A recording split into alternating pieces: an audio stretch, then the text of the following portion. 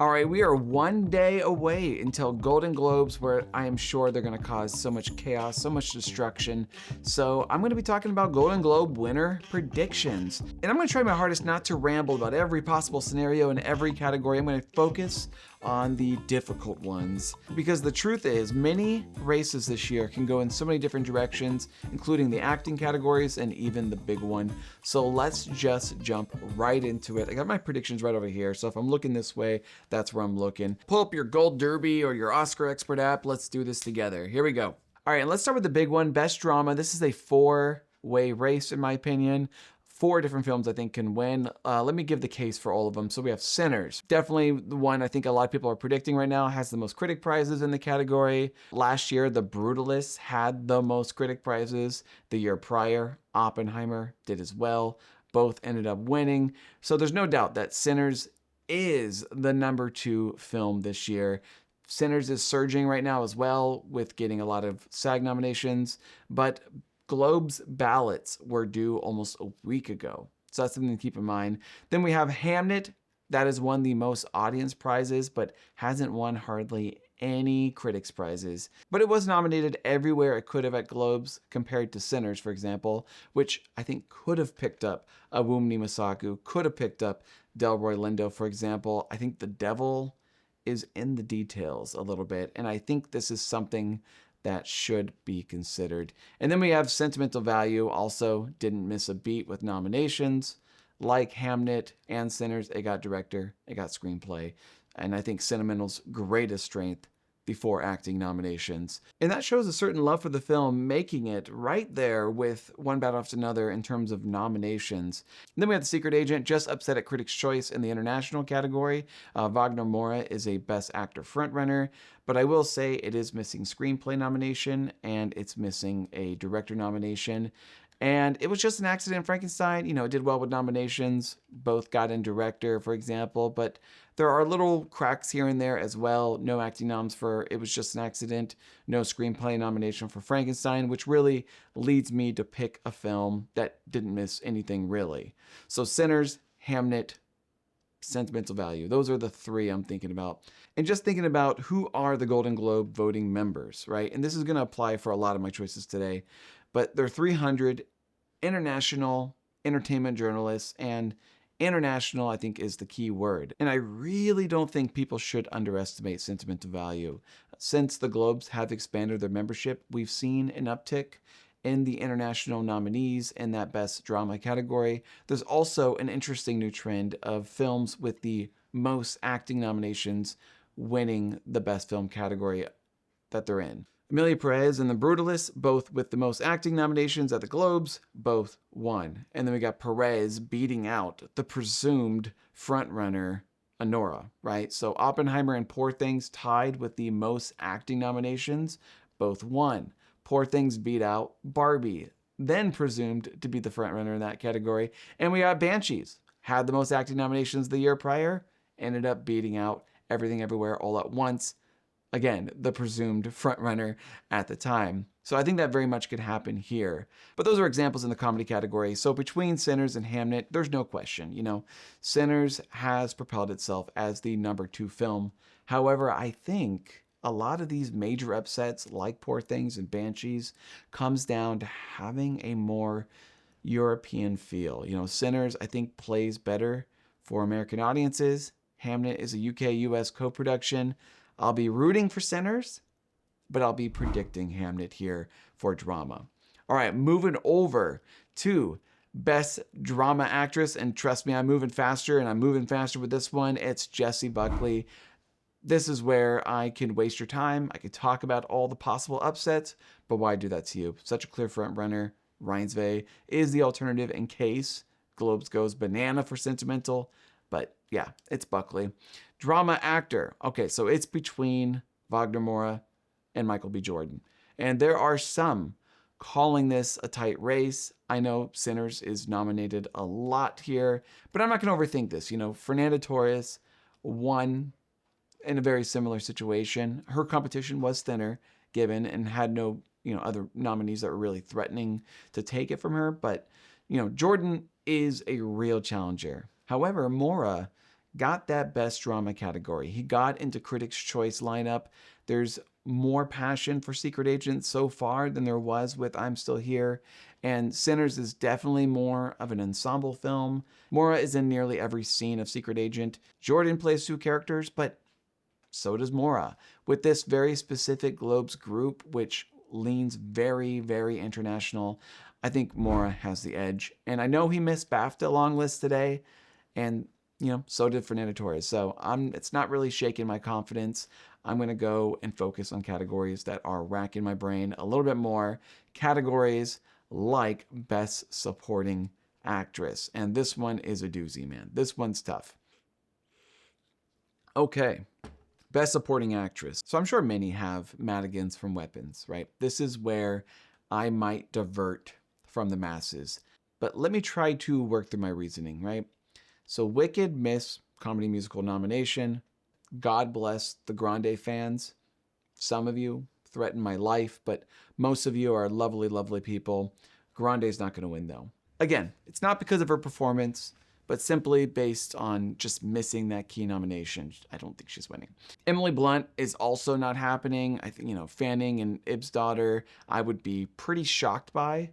Both kind of in the same boat, frankly. Both give wonderful, nuanced performances, but similar to, One Battle After Another, I imagine there's going to be some vote splitting there, and, they just haven't won many Critics' Prizes along the way, so I'm not really heavily considering them. So it's between the Critics' Choice winner, and it's between my girl, Tiana Taylor.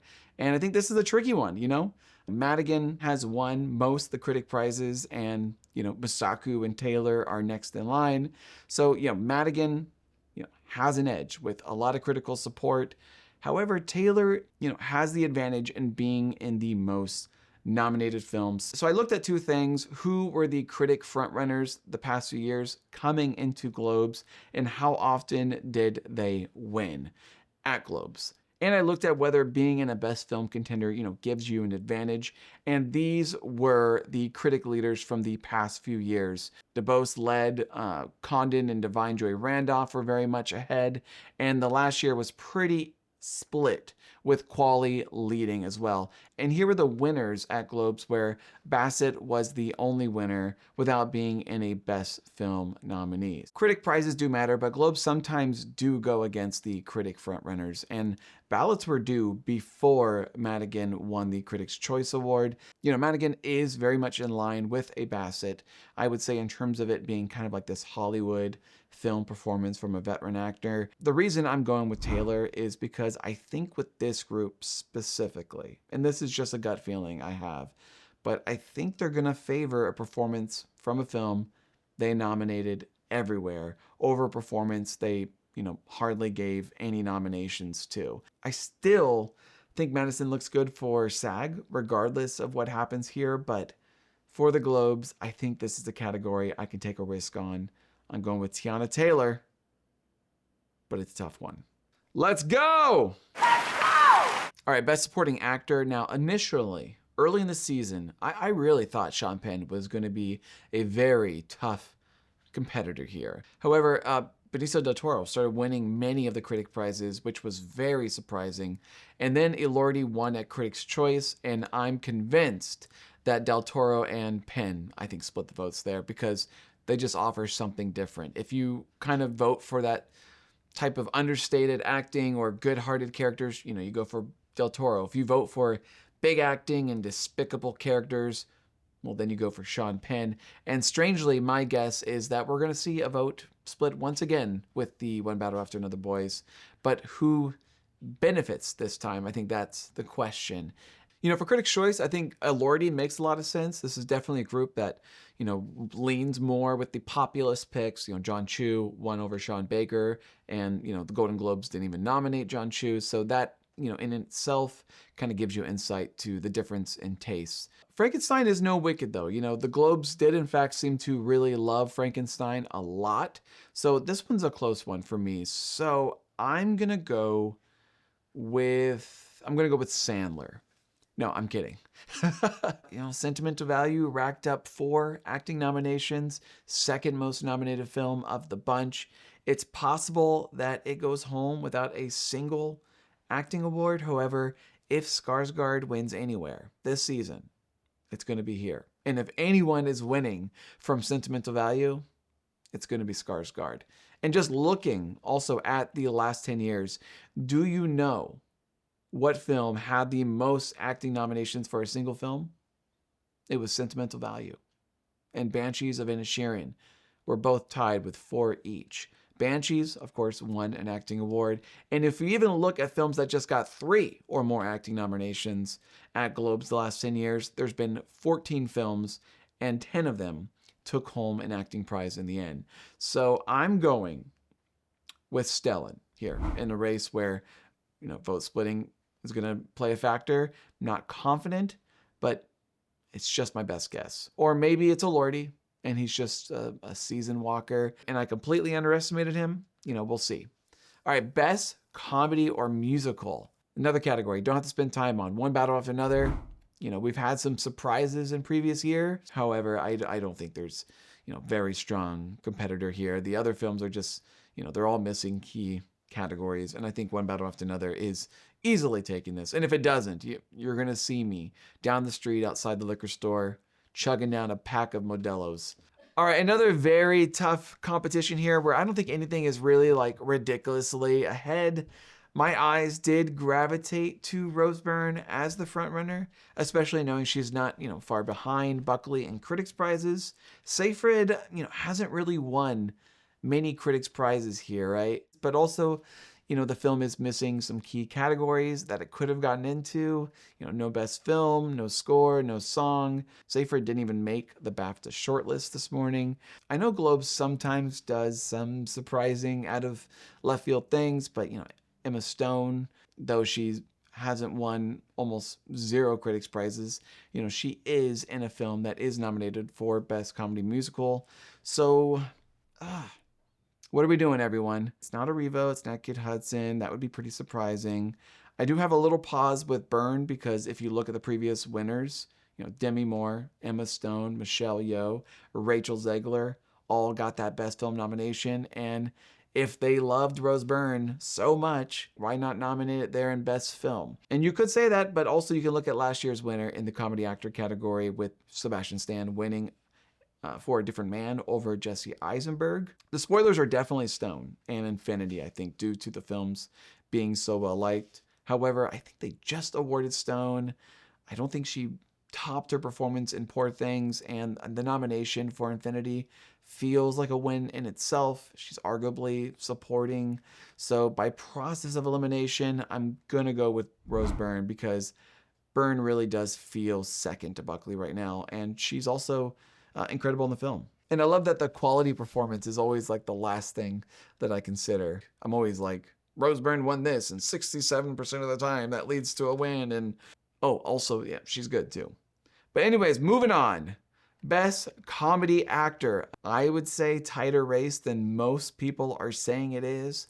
Yes, okay, Chalamet is the Critics' Prize leader. Yes, he won Critics' Choice. So what's the problem? Well, Chalamet is in a film that Globes didn't seem to absolutely love. And Leonardo DiCaprio, on the other hand, is in the center of a film that racked up the most nominations and is the expected Best Picture winner. Marty Supreme is missing director. It's missing some of those supporting actress nominees. And remember, Emily Blunt got the supporting actress nomination. And no shade to Blunt. I'm just saying, you would think they would nominate one of his scene partners the way they did Colin Farrell in Banshees of Inisherin or Paul Giamatti in Holdovers. Assuming Chalamet is the one who wins the Oscar, looking at those Best Actor winners that won at Globes, Brody came with the Felicity Jones. Cillian Murphy came with Robert Downey Jr. Will Smith came with an Ingenue Ellis nomination. Chalamet would fit a winner that's more in line with a Butler, who's that just solo acting nomination.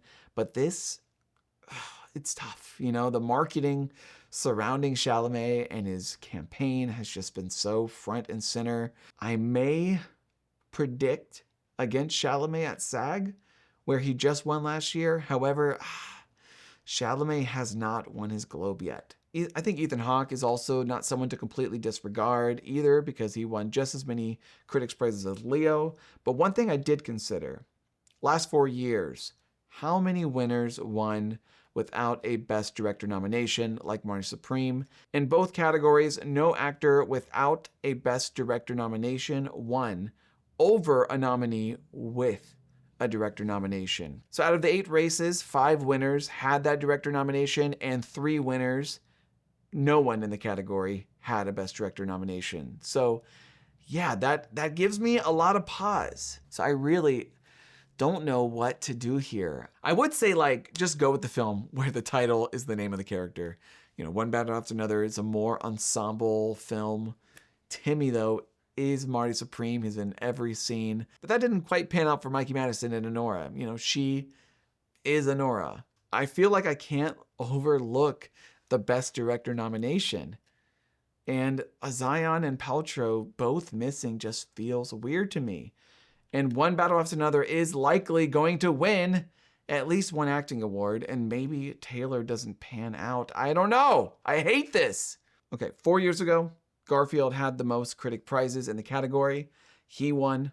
The following year, Farrell had the most critic prizes. He won.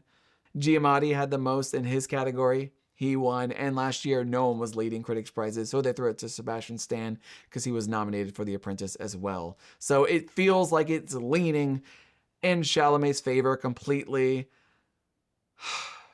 But I also think about Mikey Madison having the most critic prizes going into Globes and losing to Demi Moore, a more seasoned actor. It's kind of similar to this year. They didn't really love Honora.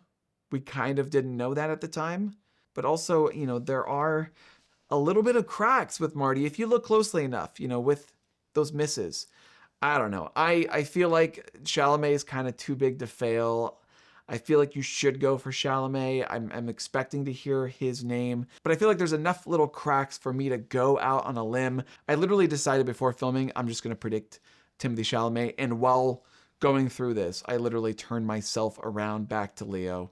But whatever, I want to have fun. This is about fun. One thing Yvette just asked me when I was talking through this out loud is she said, what film is playing better overseas? Now, Marty Supreme hasn't really, I don't think, launched internationally to other markets. And just looking at the box office from One Battle After Another, you know, it didn't do incredibly well in the States, but you know what? It made quite a bit of money overseas. Like, it was more popular overseas. If you want to win your Globe predictions, just go with Chalamet, but I want to have a little fun here. I'm just going to go with Leo. Even if Chalamet wins this, I would probably still go for Leo at SAG anyways. So why not just be a little ahead of the curve? All right, Best Director. Yeah, it's PTA. You know, if the Globes don't award him, I'm going to pay for that Eternal Sunshine of the Spotless Mind surgery to erase the memory of him losing. I don't think I'll have to, though. He's just has it in the bag. But I'll still be in suspense every time for some reason. Every time they read his name, I'm always like, please. But yeah, PTA. All right, moving on to Best Screenplay. And this one, I think I'm going to take another chance with. A lot of great options here. I can ultimately see pretty much any of them winning. But I was going to go with It Was Just an Accident. I thought it could be like our Anatomy of a Fall type of winner. I always found the writing of It Was Just an Accident to be the film's kind of greatest asset, so it kind of just made sense to me. The only issue I came across is realizing that Anatomy of a Fall came along with an acting nomination, and I had to go back to Slumdog Millionaire in 2008 to find a winner that didn't have any acting nominations along with that screenplay win. In fact, I had to go back to 2019 to find a screenplay nominee that didn't have any acting nomination. So, you know, just looking at recent winners too, you got Conclave, Anatomy of a Fall, you got Banshees of Inisherin, you have It Was Just an Accident. You know, it's similar to Anatomy of a Fall in many ways. Not only, you know, do they both surround an accident, but both films are very sophisticated in how it explores its themes. But looking at those last 3 winners too, performances feel very central to the win. You don't just love the words, but you love the vessels that these words come out of. I'm not going to disregard it though, because It Was Just an Accident is unique in this way because it doesn't really star like any, you know, world-renowned, known actors. The screenplay is the one that shines. All right, now looking at critics' prizes, Sinner and One Battle After Another, they lead the critics' prizes. It Was Just an Accident comes right behind Sinners. Conclave also did well with critics. Anatomy of a Fall did decently well, probably on par with It Was Just an Accident. though Oppenheimer was the critic leader that year, and Banshees of Inisherin was one of the critic leaders. So since I can't really hang my hat on any like specific movie, I had to kind of go with that gut feeling again. And that gut feeling is telling me Hamnet's too quiet, too reserved. Sinners is genius, is really the story. And I think Globes really loves dialogue. Sentimental Value just hasn't won enough critic prizes to give me any faith that it could win, but it's possible because the performances and the dialogue often kind of bleed together, and there's a certain pedigree and prestige with Sentimental Value. I'm leaning towards One Battle After Another, or It Was Just an Accident. You know, it's a beloved winner with multiple acting nominations and arguably the biggest film of the year versus the Palme d'Or winner. But just because a film is a juggernaut like One Battle After Another doesn't necessarily give it an edge. Oppenheimer was similar in this way. So I would say look out for One Battle After Another, but I'm going to say the Globes will love the performances and the direction of One Battle. And despite missing acting, It Was Just an Accident does have that directing nomination, and it does stand out to me as a real writing achievement. And I think it's a great way to spread the wealth. Yes, It Was Just an Accident did miss PGA. Yes, it missed Panahi and director on the BAFTA long list, but voters didn't know that when filling out their ballot. Yeah, so I'm going to risk it again for It Was Just an Accident. Let's move on to international film. And gosh, another difficult category. I'm looking at Secret Agent. Damn it. Where was I? I'm looking at Secret Agent. I'm looking at It Was Just an Accident. I'm looking at Sentimental Value. The question to me is, what's stronger, right? Mora, he's going to be a Best Actor winner potentially. It Was Just an Accident. That's the Palme d'Or winner. Or is it going to be the film with 4 acting nominations and nominated practically everywhere? I was gravitating towards It Was Just an Accident or Sentimental Value. Both nominated for director, both nominated for screenplay. Sentimental has 8 nominations. It Was Just an Accident has 4. However, that win for Secret Agent at Critics' Choice. Critic frickin' Choice? They went for Secret Agent over It Was Just an Accident? And that does give me some pause for predicting It Was Just an Accident. However, is it logical for me to say, It Was Just an Accident wins screenplay over One Battle After Another, the most popular film, but doesn't win international film? I don't think it makes a lot of logical sense for me.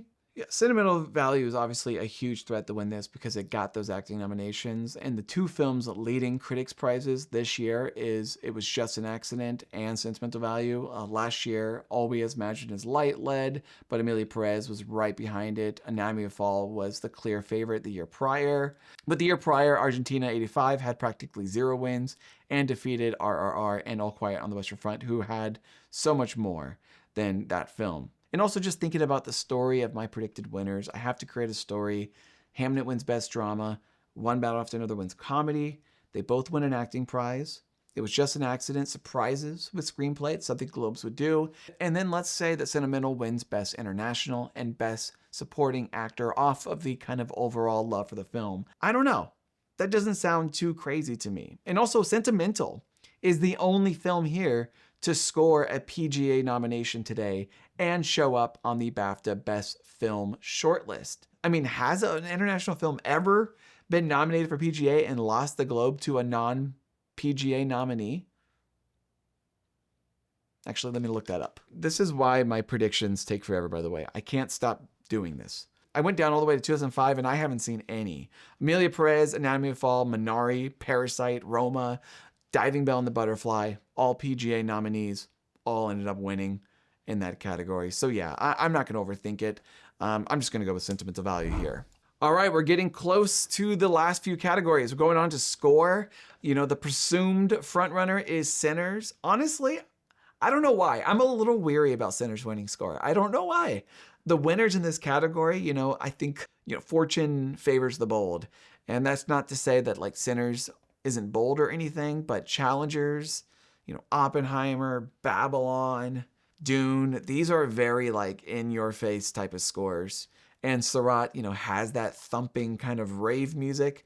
One battle after another has a very memorable score, at least to me, that at times was very operatic, at times very chaotic. I know I've listened to that score quite a bit since watching the movie. That being said, Sinners is by far ahead with the most critic prizes. And looking at the last few years, and oh, by the way, I'm only looking at the last few years based on Globes having kind of a total makeover a couple years ago, so I'm just looking at more recently. But based on the last few winners, Oppenheimer, Babylon, Dune, Challengers, all of them were practically leading in critics' prizes. Even Challengers, where it kind of felt like an upset, to the Brulé score, but looking at critics' prizes, it was the film that had the most. I love the song I Lied to You, and it's possible that the music and the score is kind of inseparable.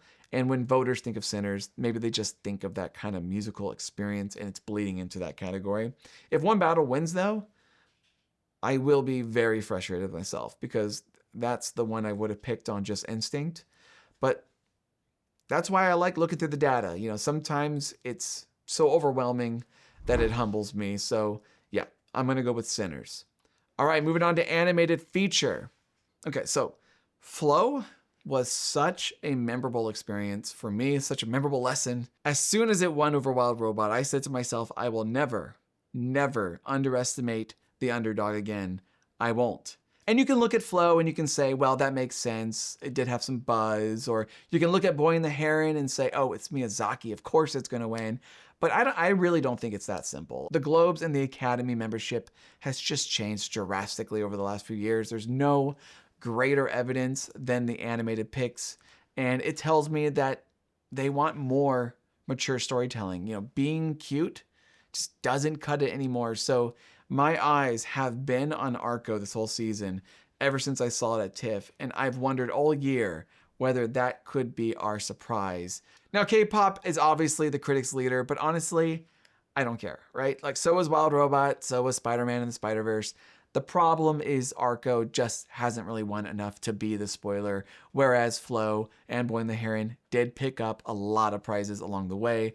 Earlier, I reacted to the PGA animated feature nominations. I didn't even clock that Arco missed the nomination there. So that's obviously very devastating. Then you also add little Amelie to the mix, which also missed PGA. There's going to be some vote splitting there. But also what Boy and the Heron and Flow tells me is that these voters want some more international flavor. And ultimately, K-pop is an international success, not a phenomenon that's specifically American. So ultimately, I will go for the underdog in this category moving forward, but that underdog has to show me that it has some fight in them. I'm not seeing it here. I'm not seeing enough wins to justify the upset possibility this year, so I'm going with K-pop. All right, moving on to Best Original Song. Now, this category, I feel even more confident that it's going to be K-pop. They do love their poppy songs, their cultural phenomenon on the radio kind of picks. They did Not To, What Was I Made For? They did This Is Me, they did Shallow. And I don't think they care as much as like how they use the song in the film. I think it's just more like, do I like this song? So Golden's gonna win here. It's crazy actually. K-pop is gonna win more Globes than Marty Supreme, and that's funny. All right, box office achievement. Here's our last category. We did it, guys. Okay, box office achievement. I had to think about this for like 4 seconds. I think this is obviously where they award Sinners. Have to choose Sinners here. It was a smash hit. It's the best of the bunch. So Sinners, yeah. And if everything goes exactly how I predicted, nearly every film will be walking home with a big one. PTA will get his, Panahi will get his, Trier will get his, Hamnet will get one, Marty will get an acting award, and Sinners wins score and box office achievement. But of course, this is the Globes, baby. And well, that was creepy. But we did it, guys. We did it. I'm so sorry this video came so last minute. I really wanted to consider these categories deeply. And as always, my predictions are always in flux until that window closes. So please, please feel free to make your case in the comment section below if you think I should consider something else, or follow me on the Awards Expert app or Twitter. Other than that, thank you always for watching. Thank you so much for subscribing. And until next time, I will see you at the Oscars. and at the Golden Globes tomorrow.